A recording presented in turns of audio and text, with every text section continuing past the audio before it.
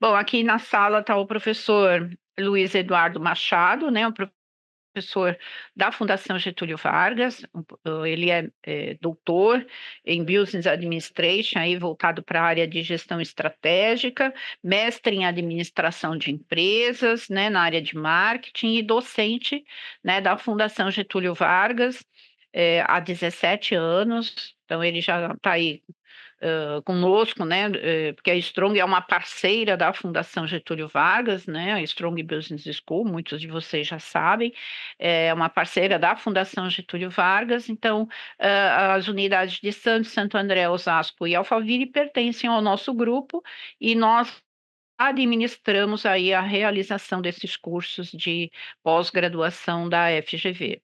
Hoje o professor vai falar com vocês sobre empreendedorismo e gestão da inovação, e também esse é um curso de curta duração, né? O professor estará na nossa unidade de Santo André no dia 27 de setembro e 11 de outubro. Então, aqueles que tiverem interesse de fazer esse curso, né, específico de empreendedorismo e gestão da inovação, é só entrar em contato conosco, né? Eu vou passar o link também de acesso ao curso, as informações, link de inscrição, e aí vocês podem participar e futuramente quem tiver interesse também de fazer o MBA, acabe isentando a disciplina, né, que faz parte do programa, tá bom?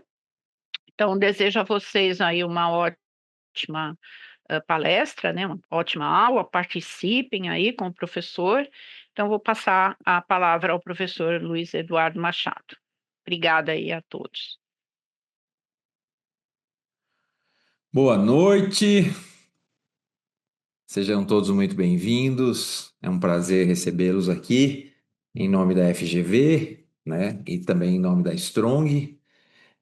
Nós temos aqui um bom número de pessoas, certamente vamos ter mais alguns amigos aí chegando, mas é um prazer conhecê-los, e mesmo que de maneira virtual, né? Que intermediados, sejam todos muito bem-vindos, tá bom? Pessoal, como o alvo dessa apresentação é que vocês considerem se matricular nessa disciplina e quem sabe até a partir dessa disciplina no próprio MBA, essa aula aqui ou esse pedaço de conversa, né, ele é um test drive na verdade, né? Então, ao invés de eu abordar um tema aleatório para vocês acharem que eu sou legal e que vale a pena se matricular em algum curso que eu dê, eu vou abordar uma parte real da aula de empreendedorismo e de gestão da inovação. E assim vocês experimentam um pedaço da aula, ainda que de maneira mais limitada, por causa do tempo e também do recurso tecnológico, não é presencial, a aula real é presencial, mas aí vocês pelo menos têm uma experiência da realidade.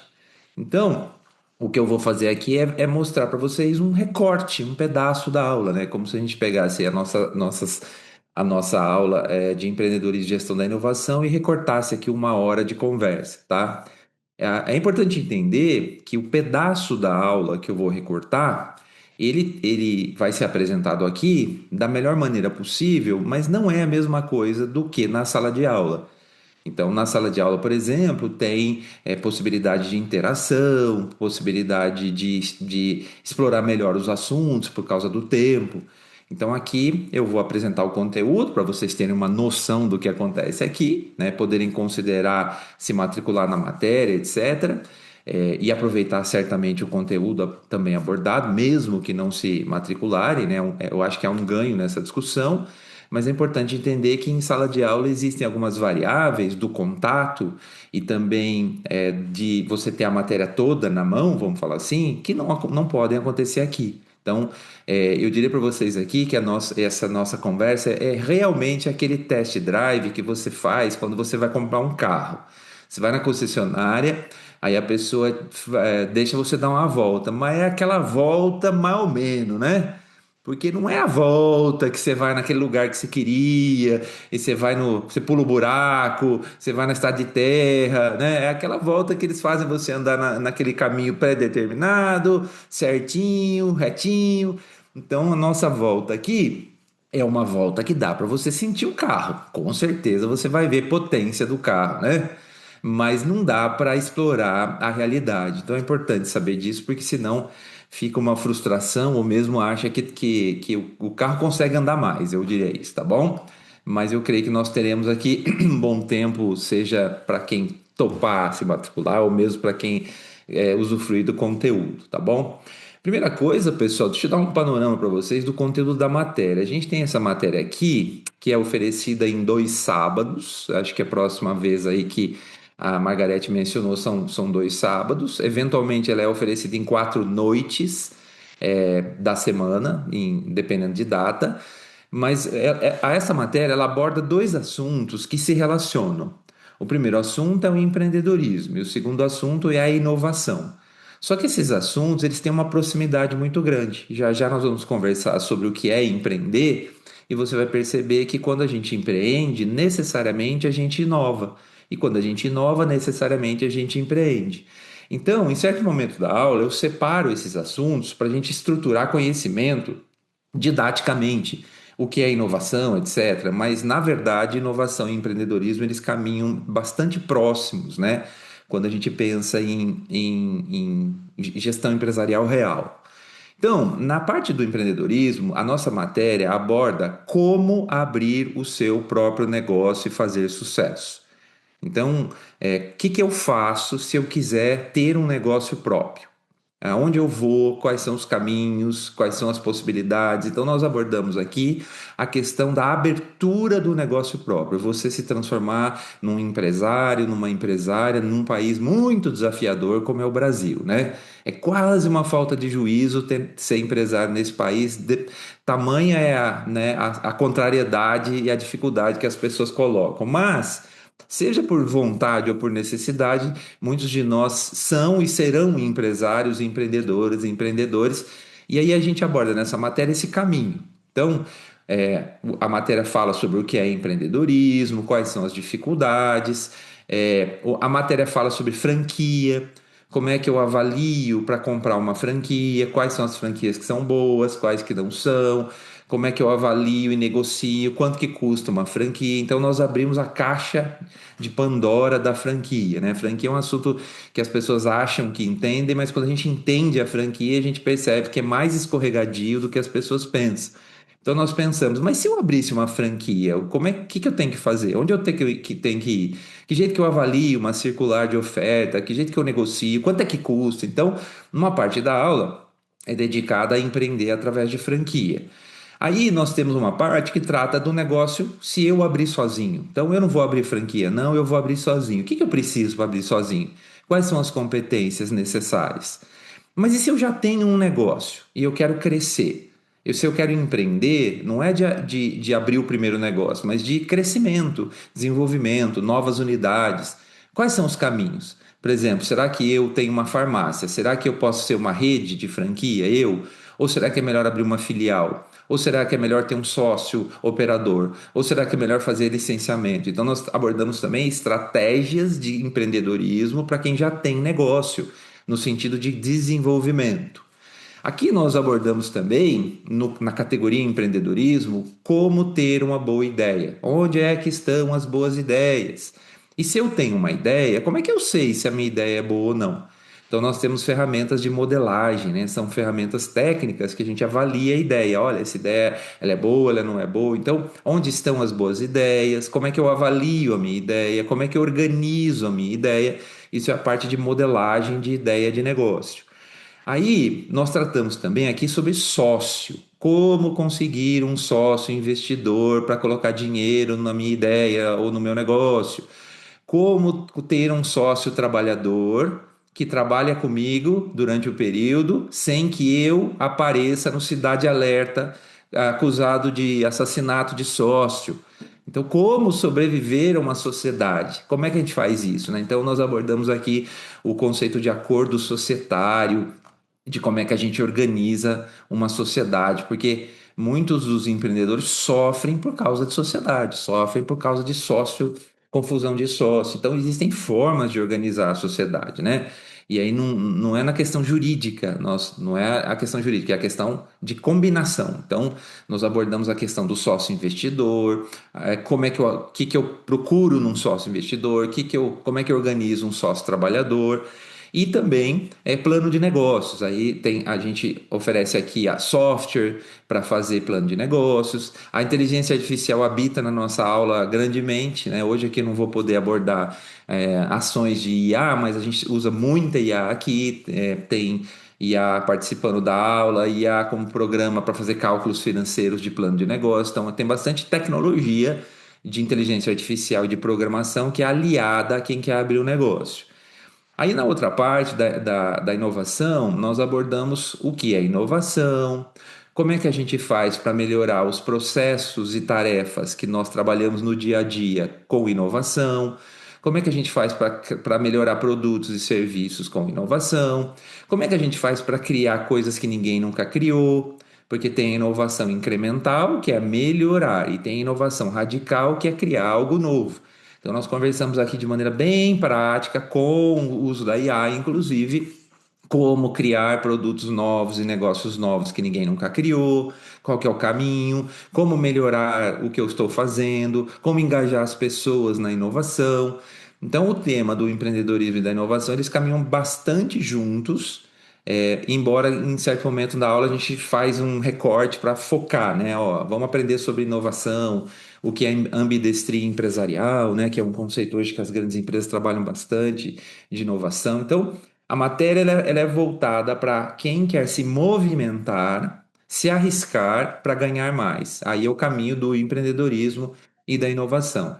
E aí, na nossa aula, obviamente, a gente tem momentos de discussão, de estudo de caso, de exercício, de debate, que a gente não vai poder fazer aqui porque o tempo não permite, tá bom? Então, existem coisas aqui que fazem parte do presencial ou da possibilidade de relacionamento em sala de aula que a gente não vai poder. Hoje eu não vou conseguir mostrar para vocês nem a ação de IA aqui, os prompts, essas coisas, nem a parte de discussão. A gente vai ficar só com uma pequena apresentação, mas de novo, né? Dá para ter noção se o carro anda ou não anda, tá bom? Então, assim, de maneira geral, a matéria gira na prática em torno de abrir negócio, crescer o negócio próprio, e inovar, desenvolver, melhorar processos, equipes via inovação, né? Técnicas, caminhos. E uma matéria bastante técnica, tá, pessoal? Não é uma matéria motivacional, tá bom? Então, não é aquela pegada, acredite no seu sonho. Acreditar no sonho tem papel, obviamente é importante, mas aí a gente vai no YouTube de graça, a gente tem um monte de palestra de quem acredita no sonho e vende sonho acreditado, né? Aqui a questão é mais técnica, é ferramental.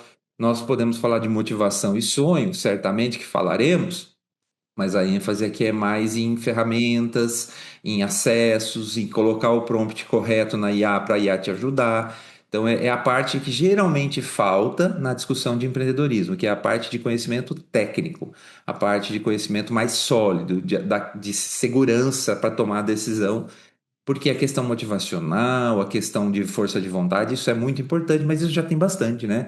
Tem bastante palestra, não precisa nem pagar, você vai lá e faz a palestra. O que falta é o que a gente tenta oferecer aqui, que é a questão mais técnica mesmo, assim, né? O que que eu faço, onde é que eu vou, como que eu opero isso de maneira mais voltada para o conhecimento. Então, essa é uma noção aí da aula. Se alguém depois quiser perguntar mais aí, esmiuçar algum detalhe, eu posso explicar, tá bom?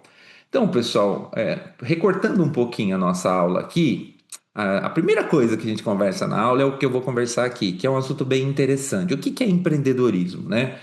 Quando a gente define o que é empreender, a gente aprende que existe uma porta chamada empreendedorismo. E para você abrir essa porta, tem uma condição. E a verdade é que muitas pessoas não vão abrir essa porta. Eu vou explicar agora por quê. A chave que abre a porta do negócio próprio, ela tem uma específica condição. E você vai acabar percebendo, talvez aqui, muitos da sala, quase 50 pessoas aqui, alguns já vão se identificar e dizer: eu acho que eu não vou abrir essa porta. E é importante a gente entender isso. E ao olharmos o conceito, a gente vai entender essa condição. Veja, empreender é assumir risco por estar entrando em algo novo com o intuito de ganhar mais. Então tem três coisas aqui. Se a gente olhar de baixo para cima, é melhor. Então vamos lá. Porque eu quero ganhar mais do que aonde eu estou hoje, então eu vou buscar coisas novas. Porque essas coisas são novas, elas trazem risco. Percebeu o raciocínio? Onde que começa o empreendedorismo? Qual que é a chave que abre o empreendedorismo e a inovação? O descontentamento com aonde está hoje.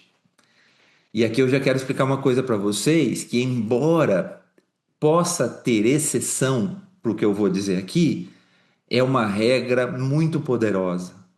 Pessoas contentes numa CLT quentinha e confortável não vão empreender, nem vão inovar. Pessoas seguras numa CLT quentinha e confortável, se é que existe, não vão se arriscar, não vão abrir negócio próprio, não vão inovar. Na verdade, não deveriam.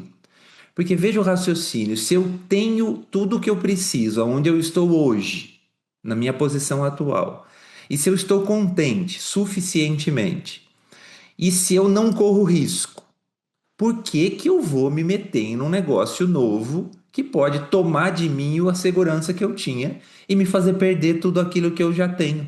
Não tem sentido. Então, sabe quem é que vai abrir negócio? Sabe quem é que vai inovar? Sabe quem é que vai arriscar? É quem olha para o que tem hoje e diz assim: ó, ou eu quero mais, por isso eu vou me arriscar, ou eu estou correndo, ou eu temo perder. Porque note, às vezes a gente está contente com o que tem. A nossa posição na CLT, a nossa posição na empresa, ela tá boa, mas a gente está pensando assim: ih, vão tomar o meu lugar. Tô correndo risco, tô com medo. Então, o medo de perder o conforto também levaria a arriscar o conforto. Mas a principal variável aqui, pessoal, é o descontentamento ou é a vontade demais. Então é importante entender que tem gente que vai ficar a vida toda dizendo: ah, eu acho que eu abriria um negócio, eu acho que eu toparia empreender, né? Mas sabe, só no dia que eu tiver certeza, assim, que dá tudo certo, esse dia não vai chegar. Primeiro, porque certeza não dá, e segundo, porque se eu tô no confortável, no quentinho, no seguro, eu não vou me mexer para um lugar frio, né? E complicado e desafiador. Então, a chave que abre a porta do empreendedorismo, a chave que abre uma porta onde lá dentro você não sabe exatamente o que tem, do mesmo modo que você sabe o que tem aí fora, onde está iluminado, é a chave do eu quero mais, eu preciso mais. Então, para quem quer mais, para quem precisa mais, aí vai abrir uma porta escura que não sabe o que tem dentro, que pode ser incrível, super legal, mas pode ser péssima. Porque tem gente que abre negócio e a vida melhora muito, infinitamente. Assim, não tem como comparar do tempo de empregado. Mas tem gente que abre negócio que a vida fica um inferno de um tamanho e um sofrimento tão grande que fica com saudade de um emprego, mesmo que não era o melhor emprego. Então, uma coisa importante que a gente faz aqui nesse módulo, pessoal, é não endeusar o empreendedorismo, não endeusar a coragem de empreender. Para alguns de vocês vai ser necessidade, para alguns de vocês vai ser oportunidade, mas se a gente não entender o risco que corre nessa brincadeira, a gente faz isso loucamente e depois, né, se ressente dizendo: mas por que que ninguém falou que tinha perda? Tem ganhos grandes e tem perdas grandes. Então a primeira coisa é o quão seguro e o quão contente eu estou aonde eu estou a ponto de me arriscar. Lembrando sempre, pessoal, que existem dois tipos de empreendedor. Tem o empreendedor de necessidade e tem o empreendedor de oportunidade. Veja, empreendedor de necessidade é aquela pessoa que fala assim: ó, eu não tenho escolha, eu não tenho uma CLT feliz, eu sou obrigado a abrir um negócio. Perceba, algumas pessoas já não conseguem mais um emprego que merecem ou que desejam. Aí eles vão abrir negócio, não é porque eles querem, é porque não existe opção. Então você vai pegar lá a sua rescisão, ou vai pegar o dinheiro de uma vida e vai tocar num negócio próprio, porque já não consegue mais uma posição estável nesse CLT. Então esse não é o que quer fazer, é o que tem que fazer. O de oportunidade, não, é aquele que diz assim: não, eu até tô bem onde eu tô, mas como eu quero mais, eu vou arriscar. Eu não tô ruim, mas eu quero mais. E por mais, eu arrisco o que eu tenho. Então vamos combinar que o jogo começa num certo descontentamento, num certo temor, num certo desconforto. Então, pessoas confortáveis na CLT quentinha geralmente não empreendem, ainda que façam um discurso da vida inteira, né? Eu vou abrir, eu vou abrir, eu vou abrir, mas não vai, não vai e talvez nem devesse. Agora, a pergunta boa aqui, pessoal, é assim: se eu vou abrir negócio porque eu quero mais do que eu tenho hoje, mais o que seria? Então é o bom momento da gente entender o que é que se ganha quem abre um negócio. Pelo que eu abriria um negócio? Aí a resposta seria para ganhar mais. Mas a pergunta é mais o quê? E agora eu quero apresentar para vocês as motivações das pessoas que abrem negócio. E junto com o pacote de ganhos, eu quero apresentar para vocês o pacote de riscos. Porque se você não entender o conceito de que ter negócio próprio carrega um potencial gigante de ganho, mas carrega um potencial gigante de risco, não vai dar bom, nem para você, nem para mim. A gente faz isso direito quando a gente entende que se eu aposto nesse novo caminho, porque eu quero mais do que eu tenho aqui, eu estou correndo o risco muito maior do que eu corro aqui, salvo exceção. Então, quando eu mostrar para você agora motivações para empreender, eu queria que você considerasse se você as tem e também queria que você pensasse se você está preparado para o plano B, quer dizer, para o lado B, para o outro lado da moeda, que é: e se der errado, o que é que eu faço aqui? Pessoal, nesse momento de motivação, rapidamente você pensaria em dinheiro. E não está errado. Na verdade, quem quer ganhar mais dinheiro do que ganha onde está hoje, teria que considerar ter um negócio próprio, sim. Mas eu queria propor de que não é só dinheiro que deve motivar alguém a ter um negócio próprio. E eu até digo para você que o motivo pelo qual eu apresentaria o dinheiro como uma coisa necessária e inegociável, porém não a única, não é nem uma coisa filosófica fofinha e bonitinha. Porque eu acho que a gente não precisa muito de fofura na nossa vida, não. A gente precisa de resolução que nos leve para patamares melhores, né? Então, deixando a filosofia e a fofura de lado e o discurso de lado, eu queria apresentar de maneira bem pragmática porque que é muito perigoso abrir um negócio só pensando em dinheiro, tá bom? Só um detalhe: o que eu estou falando aqui não serve para investidor, tá bom? Se você é um investidor, uma investidora, evidentemente que você está colocando um dinheiro esperando só retorno financeiro e nada mais. E é justo, é correto, ok. Eu estou falando aqui de sócio trabalhador. Eu estou falando aqui de eu vou abrir a lanchonete e vou ficar 12 horas por dia com a barriga no balcão. Pelo quê? Por dinheiro e o que mais? Então é esse o papo, é habitar no negócio, tá bom? Porque só colocar dinheiro ou só investir, eu penso que seria razoável, correto pensar de que se eu coloco dinheiro e não habito, eu quero só retorno financeiro mesmo, tá? Ainda falando sobre dinheiro, pessoal, é fácil perceber que a melhor maneira de ganhar mais dinheiro, ou se você preferir, de ganhar muito dinheiro no Brasil, é ter negócio próprio. Fora o quê? Fora a ilegalidade, né? Se pensar em contravenção, em maracutaia ou ilegalidade, a lista é grande. Mas aqui, evidentemente, que a gente não está considerando negócios ilegais, coisas ilegais, né? Então, do modo correto, dentro da lei, como é que se ganha dinheiro de maneira mais potencial? Tendo um negócio próprio e um negócio próprio dando certo, tá? Vamos pensar assim, ó. Vamos imaginar um negócio versus uma CLT. Pessoal, eu sei que CLTs têm diferenças e tem gente aqui talvez que tem uma CLT incrível, que ganha bem.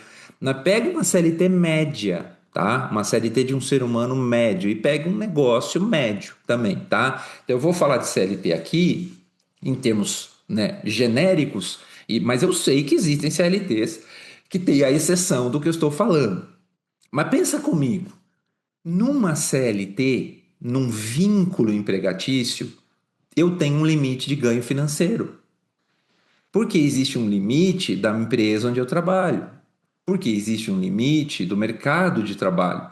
Porque existe um limite da geografia, do local. Quer dizer, salvo rara exceção, a CLT tem tampa, tem telhado, tem teto. Não se ganha muito dinheiro em CLT para a maioria das pessoas que estão numa CLT, que estão num plano de carreira que limita. Agora pensa comigo, se o seu negócio der certo, né? Imagine que você abre um negócio, seu negócio bomba. Qual que é o limite, né? Vamos imaginar, você é um mecânico, eu sou um mecânico de uma oficina mecânica. Aí eu vou ficar lá de empregado. Aí eu sou muito bom, o que que eu vou chegar no máximo? No máximo eu vou ser um gerente da oficina. Qual que é o salário de um gerente? E se eu abrir a minha própria oficina e se ela der muito certo, qual que é o salário de um dono de uma oficina? Qual que é o salário de um dono de oficina que pode ter a segunda, a terceira, a décima unidade? Vocês perceberam? É evidente que a potência de ganhar dinheiro para o negócio próprio, ela é maior do que quando a gente pensa na potência de um negócio CLT, ainda que exista exceção na CLT, né? É, Quer ver um outro teste que a gente pode fazer, bem prático? Pensa aí comigo. Você que está me ouvindo aí, me vendo, pensa aí na sua cabeça, faz o exercício. Pensa 5 pessoas ricas que você conhece, perto de você, tá bom? Pessoas à sua volta que você diria assim: esse é rico, essa é rica. Visualiza aí, sei lá, 3, alguém. Acha os ricos aí da sua vida. Quantos que são empregados? Nenhum. Não é verdade? Talvez haja aí profissional liberal, que eu vou dizer já para você, salvo rara exceção, médico rico é dono de clínica, né? Não é médico de consulta. Então, vê aí de novo como é a questão. Dentista rico é dono de clínica. Advogado rico é dono, né, de escritório que tem associado. Então, assim, percebeu? Se a gente põe na riqueza pessoas e se eu, vamos fazer uma brincadeira. Se eu perguntar para você assim, qual que é a profissão dos ricos que você conhece? O que que você ia responder? Empresário, não é? Empresário. Não é isso? Tá vendo? Então, é o potencial, sim. Só que vamos conversar agora sobre o outro lado da moeda, que é o que não aparece na palestra motivacional do YouTube. Por enquanto, isso aqui virou uma palestra de YouTube, né? Inferior à qualificação dos caras do YouTube, pior, né? Mas o que eu vou falar agora é o que não conta no YouTube, que é o quê? Um negócio que dá certo pode me trazer potência de ganho financeiro de nível que eu jamais teria numa CLT normal, ok. Mas um negócio que dá errado pode dilapidar o meu patrimônio. Isso não aconteceria na CLT. Então preste bem atenção, na CLT talvez eu não ganhe tanto, mas eu não vou ficar mais pobre porque eu não terei que pôr dinheiro do bolso, nem terei que dilapidar o meu patrimônio. No negócio próprio, talvez eu fique muito rico, mas se ele der errado, provavelmente eu vou ter que perder patrimônio. E talvez seja o patrimônio de uma vida, de uma rescisão de 20 anos de trabalho. Então, a potência de ganho financeiro na volta de um negócio próprio, a volta de um negócio próprio é enorme, mas a potência de desgraça também é enorme. Então, eu diria para vocês que uma CLT normal carrega menos poder de ganho e menos poder de perda. E um negócio próprio carrega uma bomba que pode explodir favoravelmente ou negativamente. E aí entenda bem, tem gente que fecha negócio, ainda ganha um dinheiro, 0 a 0. Tem gente que vende o negócio, ok, mas eu posso garantir para você que a maior parte das pessoas que não dá certo como empresário perdem patrimônio. E junto com o patrimônio, geralmente vem coisas que as pessoas também não explicam. Você conhece alguma palestra assim, ó? Eu vou contar o título da minha palestra, vê se você quer pagar para você assistir. Como fiquei depressivo depois que fracassei como empresário. É boa essa? Dá negócio? Outra palestra boa, assim, como perdi o meu casamento quando delapidei o patrimônio da família num negócio que deu errado. Tem essa? Não tem essa, mas isso acontece. Pessoas perdem relacionamentos por causa de negócios errados. Pessoas perdem relacionamentos com familiar por causa de sociedade errada. Pessoas perdem capacidades emocionais. Pessoas ficam depressivas por causa de negócio que deu errado. Assim, pessoal, de maneira muito triste e preocupante, o índice de suicídios é muito relacionado à perda financeira. É muito comum pessoas que se matam deixarem bilhetes nos quais eles falam sobre dinheiro, relacionamentos arrebentados a partir de fracassos financeiros. E veja, nem estou falando de culpa. Entenda uma coisa: nem todo negócio que arrebenta é culpa do empreendedor. No país como o Brasil, é muito fácil dar errado, é muito mais fácil dar errado do que dar certo. As pessoas têm favor, eles empurram a gente para a desgraça. E às vezes não é nossa responsabilidade plena. Então escute, eu não estou falando de você é culpado, não. Por mais que talvez eu seja, um pouco, ou tudo, ou muito, enfim. O que eu estou falando é o seguinte: se der errado, seja o motivo que for, pandemia ou responsabilidade minha, o prejuízo é meu, relacional, emocional. Então, assim, não pode confundir isso e achar que é uma brincadeirinha de passar no contador, pagar R$ 1.000, fazer um contrato social de copia e cola e ter um CNPJ e falar para a mulher, para a esposa, viu, bem, se der errado a gente fecha. Não é assim que funciona na maior parte dos casos. Tem um sonho, tem um custo. Então, é muito sério. É uma potência de ganho financeiro junto com uma potência de desgraça a bordo. Quer dizer, não é uma coisa que alguém seguro e contente teria que fazer, percebe? Mas é uma coisa que muitos de nós vai fazer porque quer mais do que o que tem hoje. Mas tem que fazer consciente de que pode dar errado. Agora o papo é: dinheiro não seria o único motivo para eu abrir um negócio? E a resposta que eu daria para você é sim, o dinheiro pode ser o único motivo, mas eu quero alertar você de que pessoas que abrem negócio somente pelo ganho financeiro pessoal, geralmente são pessoas pouco resilientes. O que significa isso? É gente que desiste rápido. Porque pensa comigo, vamos encarar uma realidade. Eu abri um negócio só por causa de dinheiro, nada mais. Eu estou errado? Eu não estou errado, tá bom? Mas vamos entender o raciocínio. Pessoal, será que o negócio dá dinheiro no primeiro mês? Será que o negócio dá dinheiro no segundo mês? A minha pergunta é o seguinte: se eu acho que a única coisa que importa é ganhar dinheiro, quantos meses eu aguento sem ganhar dinheiro? E quando demorar para ganhar dinheiro? E se acontecer comigo, o que acontece com a maior parte dos empreendedores brasileiros que basicamente ganham quase a mesma coisa que ganhavam na CLT ou menos? E aí? Minha conversa é o seguinte: eu aposto no dinheiro com uma única motivação de ter um negócio próprio. Ok, legítimo. Se o dinheiro demorar, se o dinheiro oscilar, porque outra coisa que acontece é assim: ganha, perde, não ganha, ganha, não ganha, ganha, não ganha, ganha, né? Como que vai ser o meu humor? Como que vai ser meu dia? Como que vai ser minha vida? Então, quando a gente entende ou compra a ideia de que ter negócio é sobre ganhar dinheiro, mas é mais do que ganhar dinheiro, na prática a gente arranja motivações para sobreviver um dia a mais, um mês a mais, enquanto o dinheiro não vem.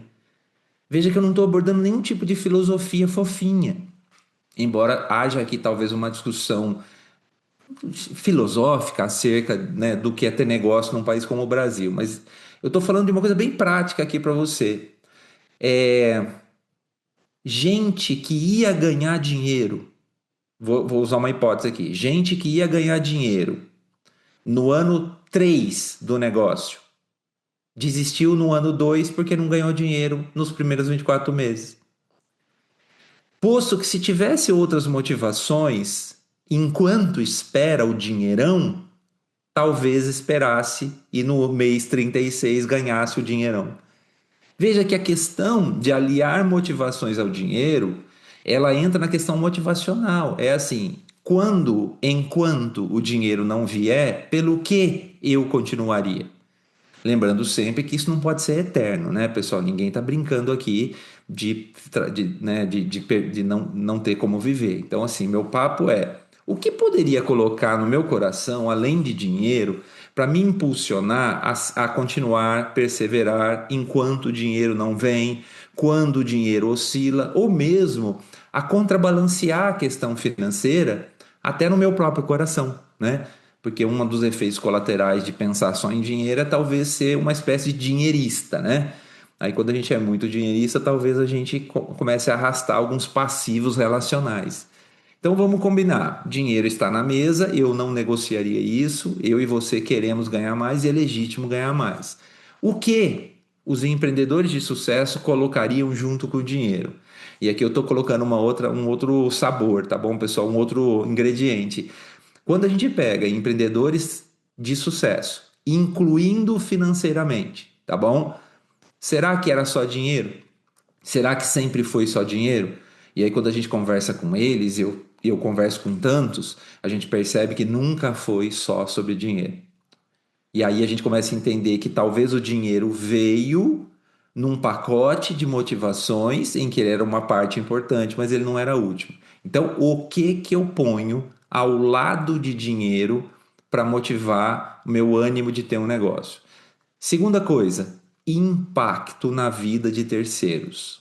Relevância, legado. Vamos combinar uma coisa aqui, direitinho. Talvez você esteja me vendo e me ouvindo e pensando: eu não quero impactar a vida de ninguém. Eu não tô nem aí porque acontece com a vida das pessoas à minha volta. Ou talvez alguém diga: eu até quero impactar positivamente, mas na CLT onde eu tô já tá bom. Tenho 3 estagiários, 5 funcionários e ó, chega. Então, eu quero abrir uma possibilidade e quero respeitar pessoas que não desejam deixar um legado, que não desejam impactar a vida de mais ninguém, que de algum modo acham que o trabalho se resolve em si mesmo.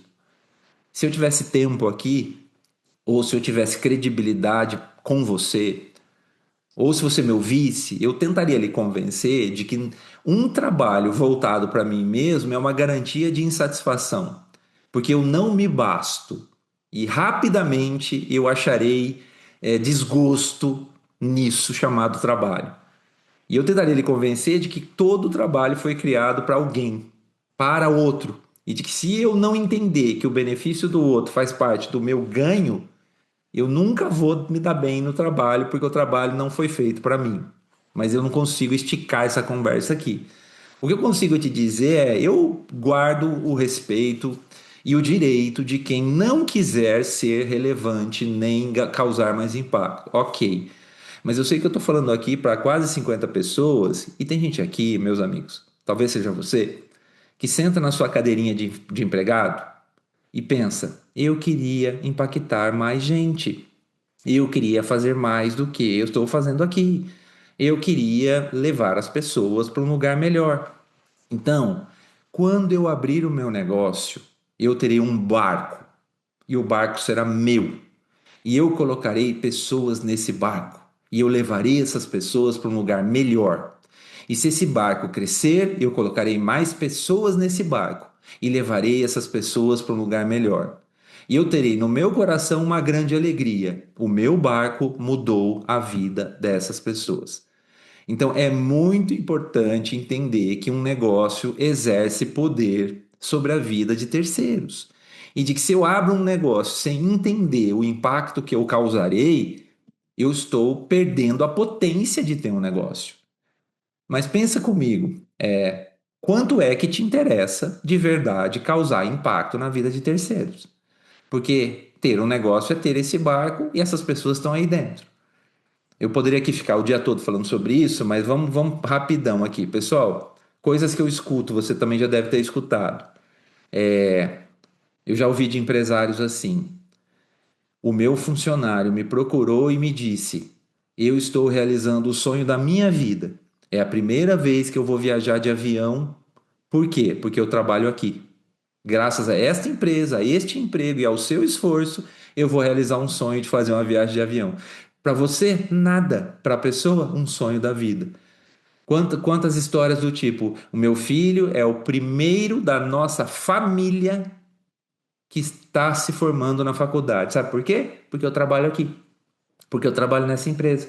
Porque este emprego, este barco, este sucesso mudou a história. Escute bem o peso disso. A história da minha família. História do meu sobrenome. Olha, minha esposa viveu porque eu trabalho aqui. Porque a gente tem um plano de saúde e eu não precisei levá-la a uma fila de SUS. E ela tinha uma cirurgia a fazer. É por causa desse negócio, desta empresa, deste barco, deste condutor que eu tenho hoje a minha esposa. Coisas que para nós são bobas, mas para as pessoas são, às vezes, tudo. Ou ouvi de um funcionário, ou ouvi de um cliente: o seu produto melhorou a minha vida. O seu produto melhorou minha percepção da vida. Eu comprei o seu produto, eu adquiri o seu serviço, eu fui até a sua loja, eu baixei o seu aplicativo, isso foi bom para mim. Isso mexeu comigo. Pensa nisso, quanto isso precisa motivar nosso ânimo de ter empresa. Isso não é contra o dinheiro, percebe? Não é assim: eu não vou ganhar nada e todo mundo vai gostar de mim. Não, uma hora o dinheiro vai pedir conta. Eu quero ganhar. Quanto mais justo, melhor.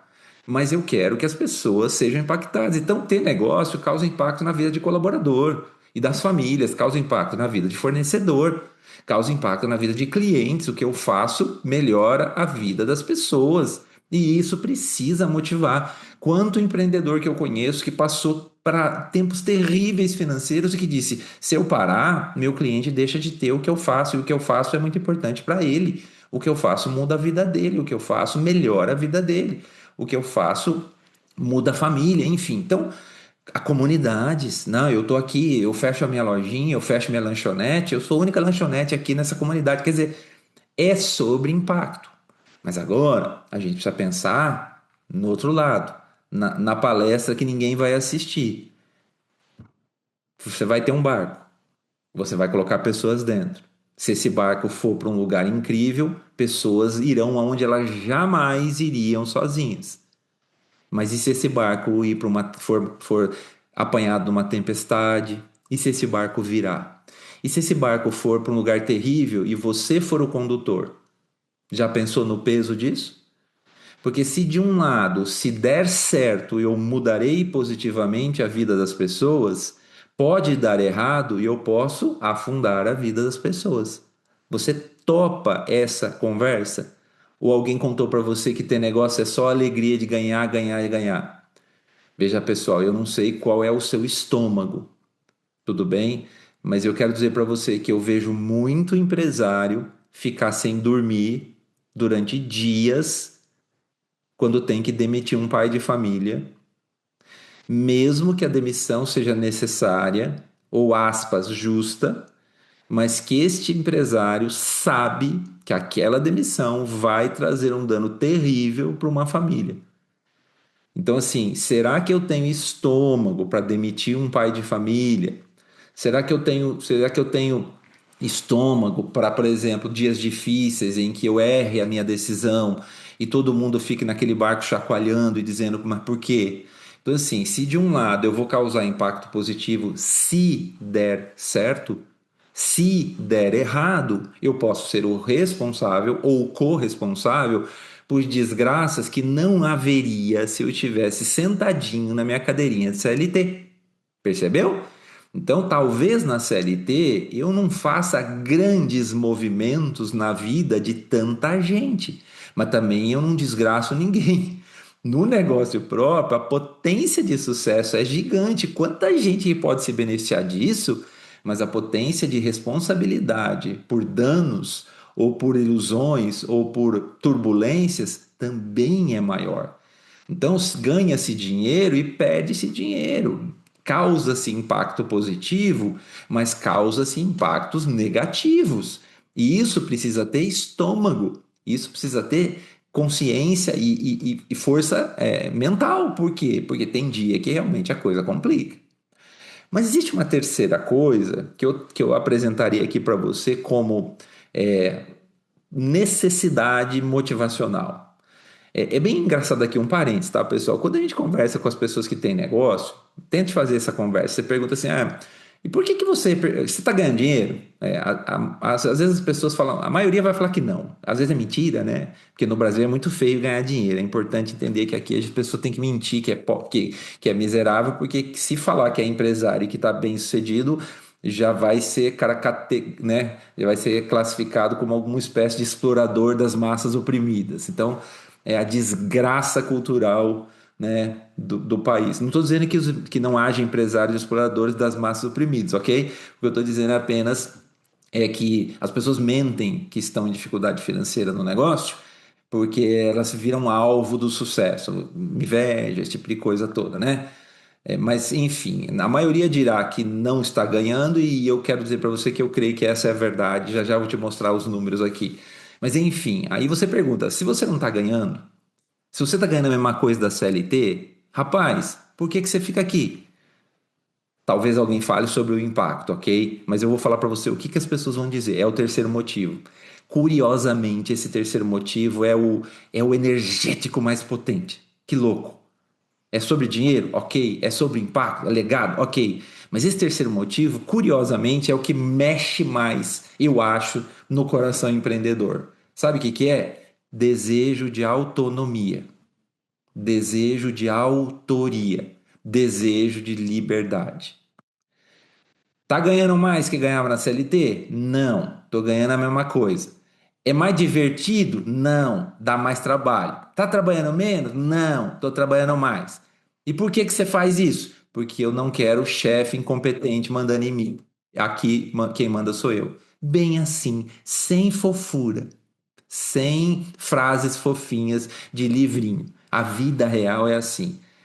Vamos lá. Eu quero respeitar e registrar alguns aqui que diriam, professor, eu não quero autoria de nada. Me esqueça. Manda, eu faço, paga e eu gasto no sábado.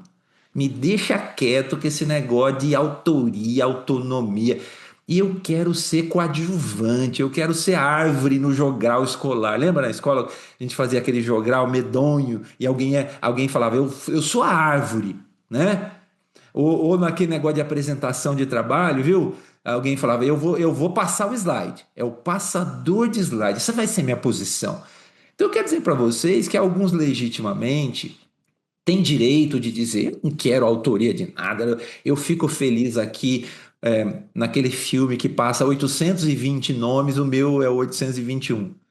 Mas aqui na sala nós temos alguém ou alguns que dirão: não, eu sei fazer melhor, mas o meu chefe não deixa. Eu tenho ideia, mas a minha empresa não deixa. Eu queria inovar, mas é tudo enrijecido, engessado. Eu queria fazer do meu jeito, eu sei um jeito, eu queria fazer mais, eu não. Então, abra o seu negócio, porque ninguém lhe impedirá de fazer o que você quer. Ou ninguém lhe impedirá de fazer do seu jeito, por bem ou por mal, né? Vamos notar de novo. Percebe? Então, eu vejo muita gente em situação, vamos dizer assim, de luta financeira, mas que diz assim: eu não vou voltar, eu não quero ser mandado por gente que eu acho que é pior que eu. Eu não quero me submeter a coisas. Eu quero fazer do meu jeito. Eu quero controlar minha agenda. Então, pessoal, há um poder muito grande na autonomia, há um poder muito grande na autoria, há um poder muito grande num ser humano que diz: eu vou escrever a minha história, eu sou o autor, eu sou a atriz principal. Eu não quero ser coadjuvante da minha história de trabalho, eu quero ser autor principal. Nem que eu corra risco, eu vou lançar o meu filme é o meu barquinho e eu sou o condutor desse barquinho.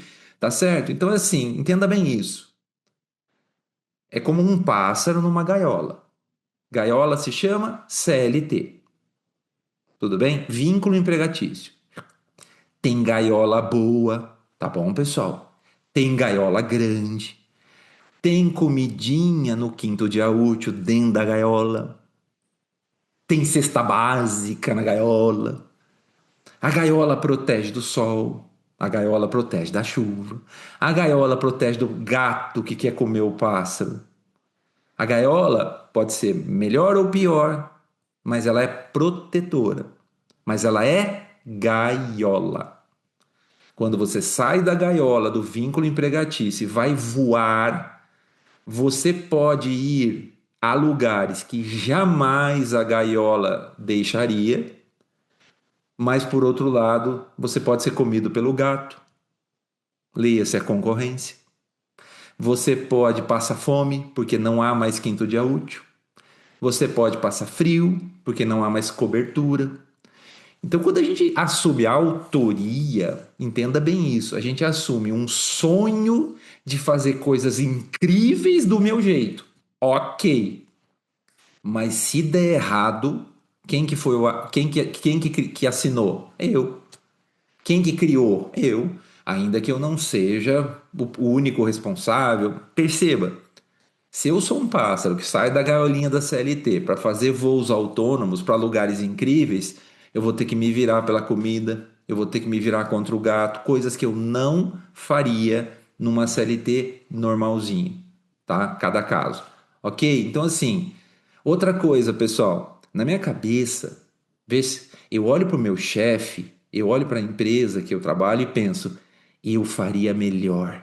Se deixasse, eu ia inovar, criar, arrebentar. Porém, eu nunca saberei o resultado disso. Por quê? Nunca deixarão. Percebeu? Quando a empresa for minha, ninguém me impedirá. Eu farei exatamente o que eu desejo. Quer dizer o quê? Ninguém me impedirá de fazer burradas gigantescas. Então, atente uma coisa: a CLT me protege de mim, a gaiola me protege do meu suicídio, do meu sofrimento. Mas quando a gente está numa gaiola, a gente não acha isso. A gente acha que a gente é capaz de fazer sozinho melhor do que o diretor faz com a gente. E nem sempre isso é verdade. Então, alguns de nós morre frustrado na gaiola sem saber que ali é o lugar da proteção contra si mesmo. Porque se tivesse recurso, oportunidade para fazer o que desejava, ia arrebentar. Jamais saberemos. Por outro lado, se der certo, se avançar, será uma história incrível de um pássaro que voa e que constrói coisas maravilhosas, enfim. Mas perceba, se a gente não se mover pelo desejo de autonomia, a gente não vai. Outra coisa, a agenda, pessoal, vamos encarar isso. Pensa aí comigo, eu sei que aqui cada caso, tem CLTs felizes, né? Nesse momento da nossa sala de aula, se a gente estivesse na sala, eu ia perguntar quem é da CLT feliz e a gente ia ouvir histórias maravilhosas de CLT e a gente ia derramar lágrimas, nós que não temos uma CLT feliz, tá bom? Mas aqui não dá para fazer isso, tempo limitado e recursos finitos, mas só para você ter ideia. Mas aqui, ó, vamos pensar uma coisa comigo, agenda. Qual é a possibilidade na CLT que você habita hoje de você sair sexta-feira às 10 da manhã para jogar beach tênis? Qual é a possibilidade de você sair na quarta-feira às 16 da tarde para assistir o balé da sua filha? Eu sei que alguns conseguem, ok? Mas eu quero dizer para você que numa CLT média isso não é possível. Se a empresa for sua, você vai jogar o beach tênis às 10 da manhã. Mas vai ter custo? Lógico que vai. Pode ser uma desgraça esse beat tênis, mas eu vou fazer o que eu quero fazer. Eu vou sair às 16 horas e vou assistir a minha filha na apresentação do balé. Vai ter um dano? Vai ter um dano, talvez, mas quem me impedirá? Ninguém. Vocês percebem? Ter o poder da agenda, ter a autonomia sobre o tempo, poder escolher. Entenda bem isso. Eu sei que tem um cliente, eu sei que tem um fornecedor, eu sei que tem um colaborador, eu sei que não sou só eu. Mas entenda, quem é que manda nessa agenda? Sou eu. O que eu faço interfere em terceiros. Então eu não faço 100%. Veja, eu faço o que eu quero, mas eu não faço necessariamente o que eu gostaria plenamente. Na CLT não é assim, pessoal. Na CLT eu estou limitado a muitas coisas. Então, assim, eu conheço gente que virou empresário, pegou a agenda e reescreveu a vida. e vive infinitamente melhor do que passar cartão em CLT.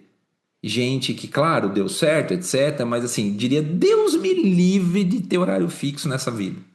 Mas eu conheço gente que, quando virou empresário, ficou 24 horas dentro do projeto próprio e infernizou a vida de um tanto que está com uma saudade louca de 18 horas terminar o expediente. Percebeu que drama? Gente que virou empresário com um sonho de ficar, de tirar férias assim de 60 dias na baixa temporada para pagar pacote barato, mas que na prática era o quê? Um escravo do próprio negócio, porque tem boleto na segunda-feira e a pessoa se escravizou a ter que pagar esse boleto e ter que pagar e ter que trabalhar de sábado. Quer dizer, vocês percebem? A agenda minha significa uma coisa: eu posso limitar ou eu posso abrir completamente. Numa CLT, talvez eu não possa usufruir do tempo, mas também ele tem um finito, ele tem um limite, ainda que existam CLTs e CLTs. Qual que é o papo?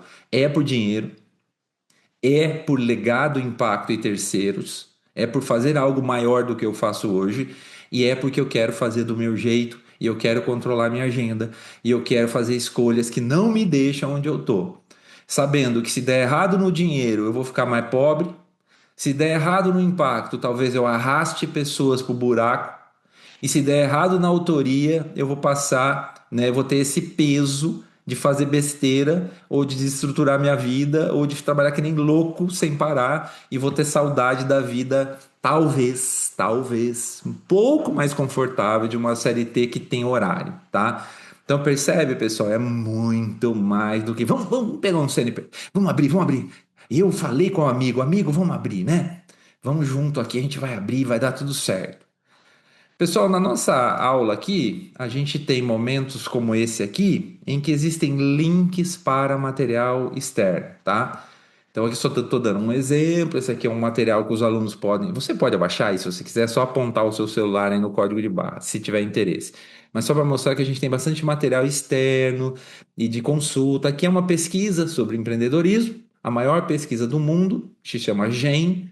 Essa é a edição do Brasil. Então, aqui tem dados estatísticos do empreendedorismo brasileiro. Então, se você tiver interesse por números do empreendedorismo brasileiro, essa é a melhor pesquisa, essa é a versão atualizada. Aqui está o material, basta você apontar o seu celular, código de barra, ou se digitar o amarelo no navegador da internet também, tá? Curiosidades: 33% dos brasileiros são empreendedores. Então, lá, de cada 10 pessoas, né, de cada 3 pessoas, uma pessoa é empreendedor no Brasil. E eu creio que a maioria por necessidade, não por oportunidade. Mas a gente tem um índice muito grande de empreendedorismo. De cada 3 pessoas, uma empreende. O Brasil é o 10º colocado mundial em país empreendedor, quando a gente pensa em negócio novo, tá bom? Existem alguns recortes nessa pesquisa. Existe um recorte chamado negócios iniciais. São negócios até 3 anos e meio de vida. Então, nesse recorte, negócios novos, o Brasil é o 10º colocado. Curiosamente, o país mais empreendedor do mundo é o Equador. O Equador é o país que tem melhor índice quando a gente fala de empreendimentos novos em relação à população. O Brasil é o 10º e, curiosamente, os Estados Unidos é 12º. A gente que tende a achar que os americanos são mais empreendedores, eu diria que eles são por alguns motivos, mas em termos numéricos, negócios novos, nós somos mais empreendedores, tá bom? Um terço de cada 3, uma pessoa empreende, quer dizer que a gente tem muita chance de empreender, mas quando se fala em taxa de mortalidade, a coisa fica feia, tá bom?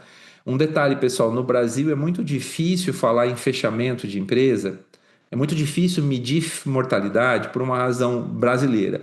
As pessoas, elas fecham a porta, mas elas não dão baixa no CNPJ.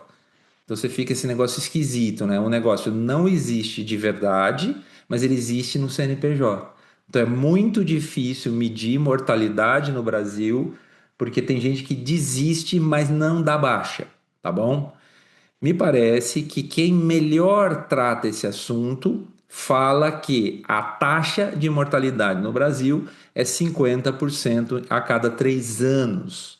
Então, a cada 3 anos, metade dos negócios fecham, o que é uma bomba atômica de quantidade. É muito, né, gente? Olha aí, de cada 3 anos, estima-se que metade dos empreendedores brasileiros desistam dos seus negócios. Então, isso acaba sendo o quê? Um número muito grande de fracasso, e aqui, certamente, no curso, a gente tenta abordar alguns caminhos para evitarmos esse número catastrófico. Então, um terço, um de cada 3 abre, mas de quem abriu, metade, um de cada 2, né, vai fechar em 3 anos. Então, infelizmente, a taxa de desgraça é bastante grande aqui, tá bom? Só para a gente encaminhar para os finalmente, por causa da limitação do nosso tempo aqui, mas veja lá os números atuais do Brasil. Isso aqui é bem importante, pessoal, porque a gente fala de empreendedor, e a gente fica pensando no Elon Musk, não é isso? Ou no nome do Itaú, no nome do, né, no dono do não sei o quê, mas olha aqui o empreendedorismo brasileiro, ele é diferente. Os números atuais são esses que estão na sua tela aí, ó. Ó, o MEI, nós temos aqui 25 milhões de CNPJs ativos, tá? Então, quantas empresas nós temos abertas no Brasil? 25 milhões de empresas, tá bom? MEI, microempreendedor individual. Quem que é o MEI? O MEI é o autônomo que ficou legalizado. É o autônomo que tem CNPJ. Quem que é o MEI? É o motoboy, a esteticista, o vendedor ambulante, é o pedreiro, é o servente. São pessoas que sempre foram autônomas, mas por algum motivo agora eles têm um CNPJ. Então eles são chamados de MEI. Para ser MEI, o faturamento não pode passar de R$ 6.750 por mês, com exceção de caminhoneiro, tá bom? Caminhoneiro tem um MEI próprio. 6.760, 6.750 reais por mês é o limite para ser MEI. 50% dos empresários brasileiros são MEI. Eu brinco assim, eu brinco que é eu e a minha CG. O que a gente é? Empresário. O que a gente faz? Entrega pizza. E quando a gente arruma um emprego na fábrica, que tem carteira e cesta básica da boa, a gente deixa de ser empresário. E a gente fecha o MEI. E aí dirão o quê? Fechou uma empresa no Brasil. Ó oh, céus. Percebeu o drama? Metade das empresas brasileiras são seres humanos individuais com, né, as suas ferramentas. Então, isso aqui é muito sintomático da fragilidade dos negócios brasileiros e da dificuldade de falar em inovação quando a gente fosse falar em inovação aqui. ME é microempresário. Microempresa é quando o faturamento não ultrapassa 30 mil mês, no regime tributário chamado Simples Nacional, que é o regime de entrada geralmente dos empresários. 30 mil por mês. Olha, 8 milhões e 700. Aqui, pessoal, o que está em verde é número acumulado, tá bom? Então, ó, metade das empresas brasileiras são pessoas individuais, MEI. Se a gente somar os MEs, nós vamos ter 85%. Então, 85% das empresas brasileiras são absolutamente pequenas, basicamente familiares, muito sofridas. Não tem nenhum glamour. Tem gente aqui nesse número que ganha dinheiro, tem gente que ganha mais do que ganha na CLT, tem algumas startups. Um dos assuntos que a gente aborda no curso também é bacana, é startup, mas no Brasil a gente não tem nem 15 mil startups, né? Negócios tecnológicos. Então, assim, a realidade do empreendedor brasileiro é de sofrência, viu? Pode tocar Marília Mendonça de fundo aí e nós estamos bem conversados, porque não tem o glamour. Glamour é o seguinte, é quando você abre uma empresa, aí você vai lá no moço que faz cartão de visita e você coloca lá o seu nome e manda escrever assim, CEO, presidente. E aí, qual que é o gosto? É você entregar isso aí pro seu cunhado. No domingo, na hora do macarrão, você fala pro cunhado: Ô cunhado, o que você tá fazendo? Tá empregado, né? Então, eu não, eu sou empresário. Você dá o cartão, escrito assim: Luiz Eduardo Machado, presidente. Mas quem que é a empresa? Eu e a esposa. Né? O que a gente faz? Salgadinho. Mas eu sou CEO. dos Salgadinhos Machado. E o meu cunhado é peão e de fábrica, e enfim, essa é a glória. Entendeu? A glória é falar para os amigos que agora você é empresário. Por quê? Porque a realidade é a dor.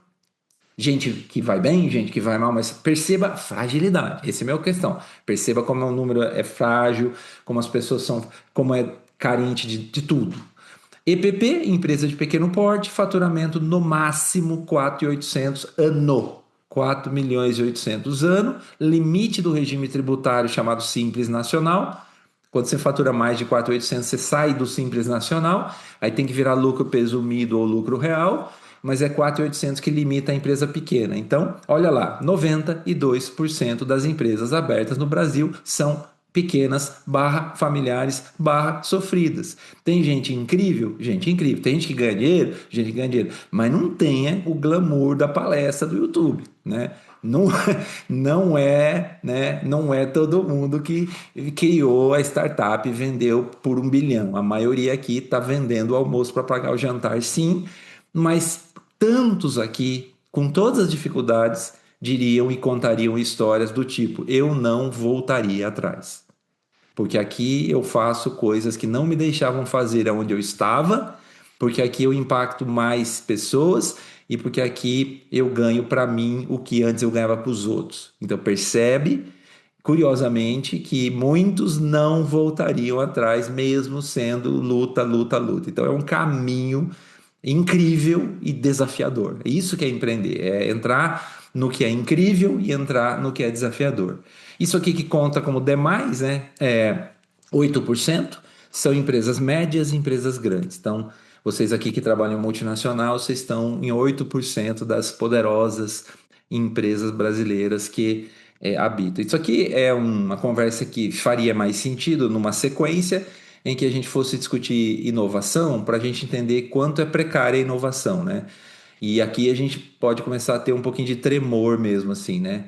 Por quê? Porque e o futuro, né? O que será deste país se 90% das empresas são sofridas e pequenas e sem recurso, enfrentando gigantes e e-commerces poderosos? Quer dizer, o que haverá de ser com o varejo? Então, assim, é muito desafiador. A gente pode fingir que vai dar tudo certo porque a gente acredita. Fingir também que acordando cedo e tendo vontade vai dar certo só porque eu acordo cedo e tenho vontade. Ou a gente pode fazer acordar cedo, ter vontade e fazer a nossa parte, né? E esperar que coisas favoráveis aconteçam aí, né? Que Deus dê a graça de que o negócio prospere. Agora, é, eu insisto, né? Quando eu falo com os empreendedores, eu escuto histórias de ânimo, assim. Tem um choro, tem um sofrimento, mas quase sempre, na sala de aula a gente faz essa conversa um pouco, as pessoas não falam, eu queria voltar, não, viu? Elas falam, ó, é duro, mas eu prefiro do meu jeito. Eu prefiro aqui. Enfim, pessoal, por limitação de tempo, eu vou encerrar aqui. Isso aqui é uma parte da aula mesmo, né? Isso aqui é a sequência, inclusive, é um recorte de um pedacinho de aula.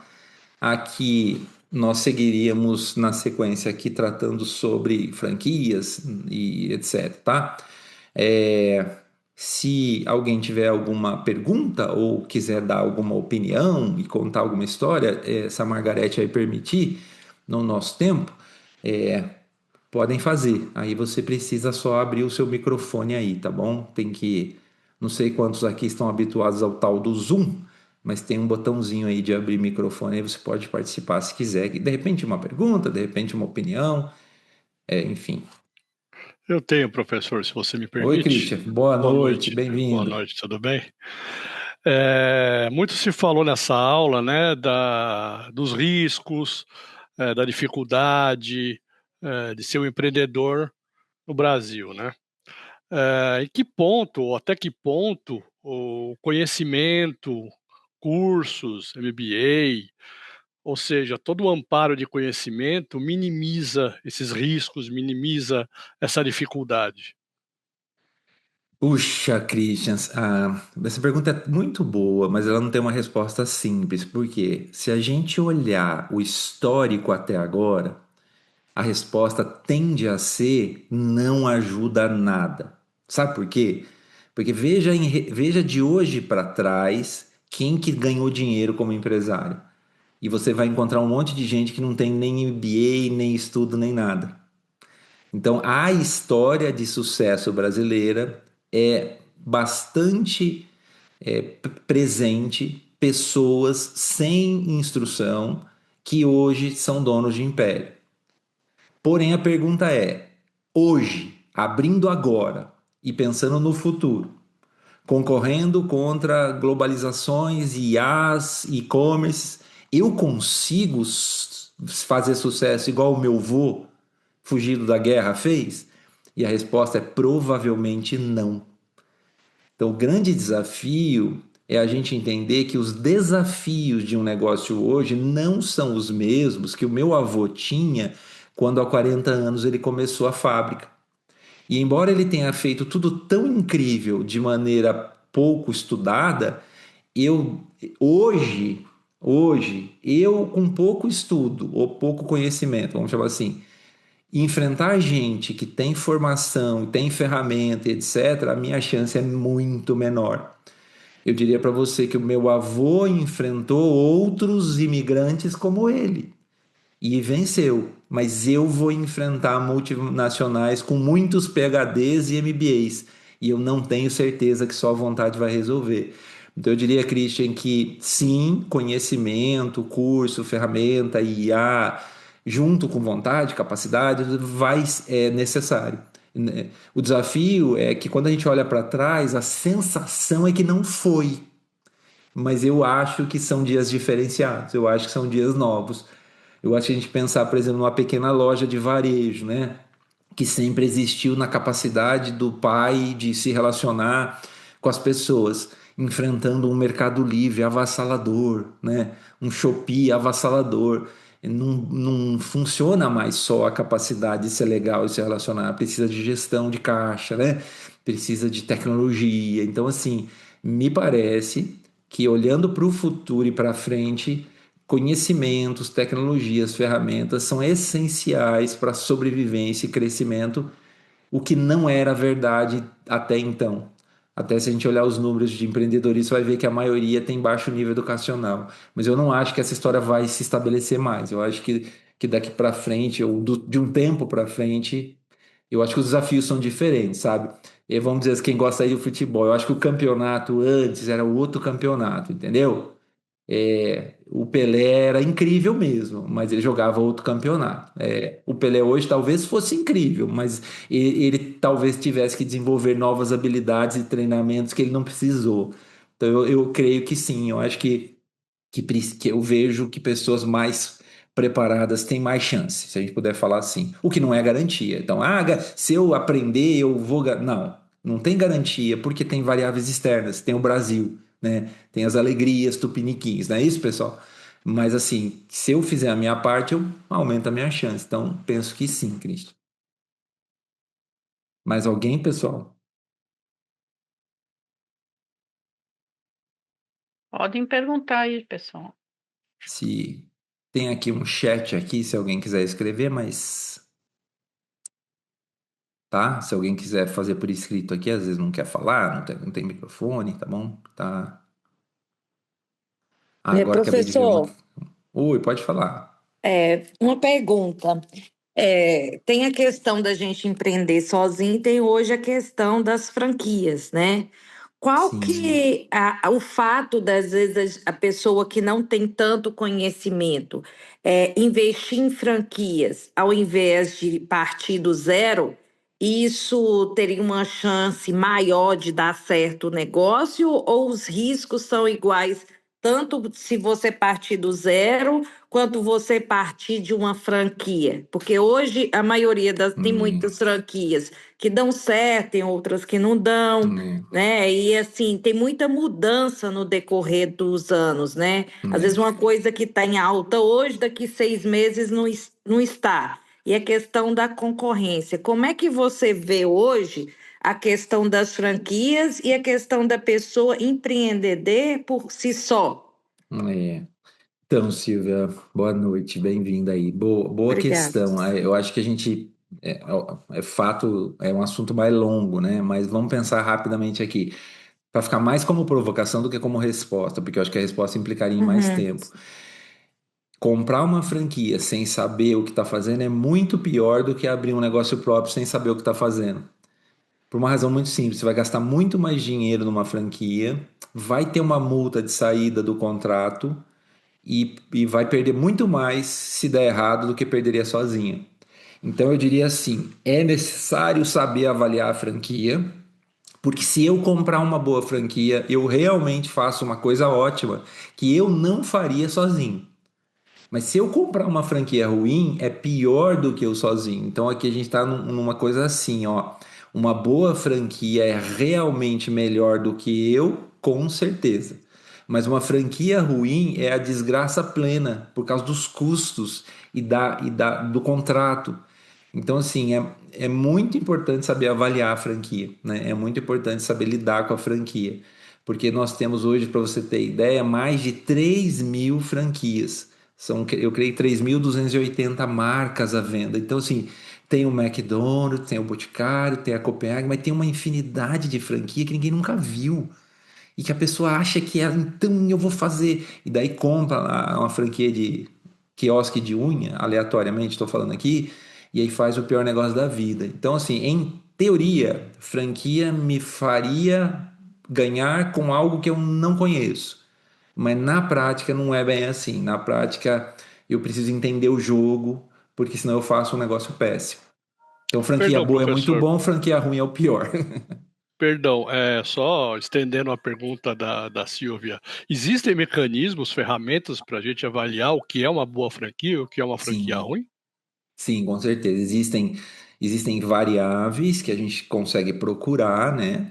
E existe a circular de oferta de franquia, que é um documento obrigatório que você vai receber e você sabendo avaliar, você já faz um caminho longo, né? É assim, pessoal, sem poder explicar isso aqui, mas já vou dizer para não perder nossa oportunidade. Na pior, na pior situação do mundo, vamos falar no mínimo do mínimo do mínimo.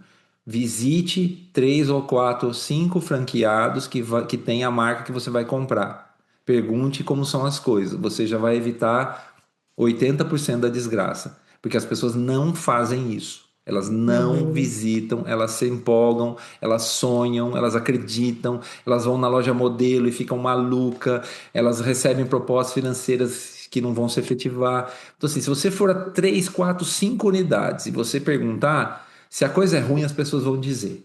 Então, assim, isso já resolveria um montão. Agora, existe sim, Christian, fatores que devem ser avaliados, vamos chamar assim, mais tecnicamente, e são acessíveis de serem avaliados. O que acontece com franquia, pessoal, é que as pessoas se empolgam. Por quê? Porque a loja modelo é incrível, o vendedor é profissional, aí fala quanto precisa para abrir, eu vendo um carro, aí fala quanto vai Uhum. ganhar, não ganho nem 3 anos de emprego. Aí eu vou loucão, aí eu não vejo mais nada. Aí fica doido. Então é esse que é o problema. Muito bem. Acho que temos aqui uma questão do Ronaldo aqui que ficou para trás, enquanto eu dizia, se 33% são empreendedores legais ou já engloba tudo. Ronaldo, na pesquisa GEM, que é essa que eu por acaso pus o link aqui, eles fazem uma pesquisa qualitativa. Então, entraria pessoas que não estão legalizadas também. Entraria gente que a gente chamaria de informal, tá bom? Porque ela vamos dizer assim, como é que eles fazem essas pesquisas? Eles elegem lá 2.000 pessoas do público-alvo e perguntam sobre se empreende ou não. Então, sim, de 1 em cada 3 envolveria os empreendedores informais. Agora, uma coisa importante, a informalidade no Brasil ela diminui muito por causa do MEI. É muito fácil ser MEI, né? Hoje a pessoa paga lá 70 e poucos reais por mês só e ela já é empresária, ela tem um CNPJ. Então, é muito difícil pensar por que ser informal, né? Talvez informal a gente quando a gente está muito no começo ou muito provisório, vendo bombom na faculdade para pagar o curso. Isso é informal. Mas se eu começo a vender bombom e animar, eu já quero ter uma continha no banco. Aí eu já faço o MEI. Aí o MEI já compra uma linha de celular mais barato. O MEI já faz um plano de saúde empresarial. Então, hoje a informalidade perde força por causa do MEI, embora ainda exista, e é realmente difícil saber, né, na realidade, quantos são. Meu caro professor, tem uma pergunta da Susan Lane ali no chat. Não sei se o senhor consegue visualizar daí. Obrigado. Vi Eu já aqui. ia falar da pergunta. Boa. Vou ver Obrigada. aqui. Na sua visão profissional, existe algum empreendimento que tende a ter mais sucesso? Susan, e existem áreas que são mais promissoras. Então, eu diria para você assim: vou dar um exemplo claro. Se eu conseguir abrir eu vou dar um exemplo claro, mas ele é extremado, tá? Ele é assim, bem colorido.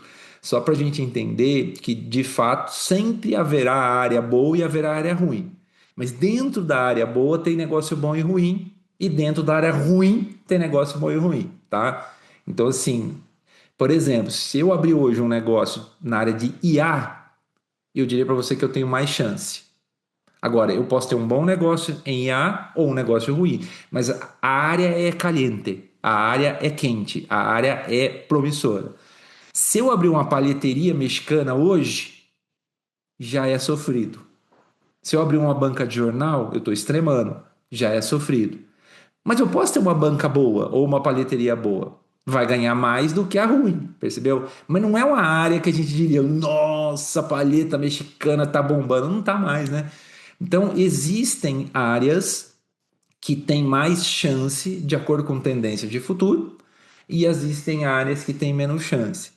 Mas eu preciso sempre me perguntar que tipo de qualidade eu teria dentro dessas áreas. Por exemplo, eu não teria capacidade de abrir um negócio na área de IA. Então, eu não sou elegível para uma área incrível, que é IA. Então, eu vou ter que entrar numa área menos incrível, mas que eu seja bom, talvez. Então, no final das contas, Susan, acaba sendo mais aonde eu sei jogar bem do que em qual campeonato eu entro. Embora existam, óbvio, campeonatos melhores e piores. Mas eu não começaria por aonde é bom, mas pelo que eu sou bom. Se no que eu sou bom não tem um bom mercado, eu passo para o B, para o C, para o D. Mas eu não adianta achar um mercado incrível onde eu sou o Z. Aí eu não vou conseguir, ou vou conseguir menos. Então eu acho que existem tendências, ok, mas depende mais de estruturas, condições, enfim. Pessoal, agradeço aí a paciência de vocês, a disposição, a Margarete aí que coordenou aí as tecnologias, marcou horário. Quem sabe nós possamos nos ver aí pessoalmente aí nos cursos da FGV, da Strong. Se não, foi um prazer. Deus abençoe vocês aí na jornada empreendedora.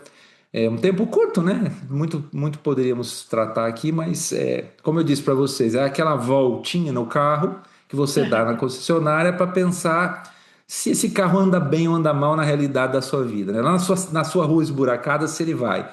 Não é a volta completa, mas dá para ter um jeito, uma forma. Então, eu creio que a gente cumpre aí o nosso propósito. Meg, ficar aí com você a palavra. Obrigado, foi um prazer Eu que revê-lo. agradeço E aí, professor, obrigado aos amigos. pela excelente aula aí, né?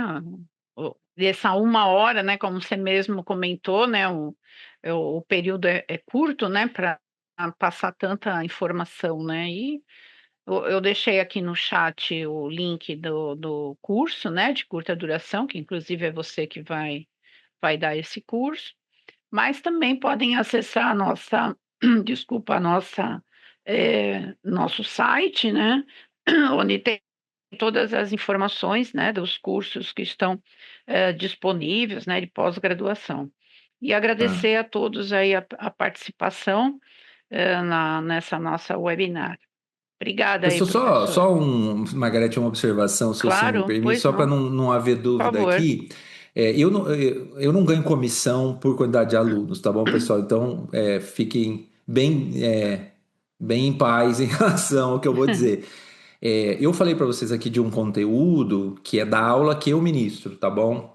Outros professores nessa mesma matéria podem ter variação, tá? Variação de formatos, por exemplo. Então, é importante entender que talvez você faça com outros professores melhores, ok? E talvez tenha uma variação nesse conteúdo. Vai ter empreendedorismo, vai ter inovação, mas existe uma área de possibilidades, tá bom? Mais elástica. Então, não é, por exemplo, não é todo professor que vai falar de franquia, tá? Então, assim, só para você entender que eu estou me referindo aqui ao que eu vou fazer ou o que eu faço, e não ao que todos fazem em todas as aulas de empreendedorismo. E o que não implica que eu seja o melhor.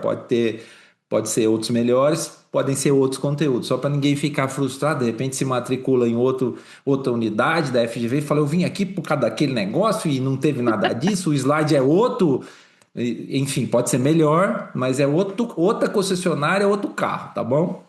Obrigado, Margareth. Aí, eu que agradeço aí pela explanação, né? E esse finalzinho aí, o esclarecimento. Mas é isso, pessoal. Muito obrigada aí pela participação de todos e fiquem atentos aí às nossas próximas webinars e desejo a todos aí uma ótima noite. Obrigada aí, professor, mais uma vez. Obrigado, gente. Prazer em Um revê-la. Obrigado, abraço. amigos. Obrigado às manifestações aí do chat também. Obrigado. Foi um prazer. Obrigada.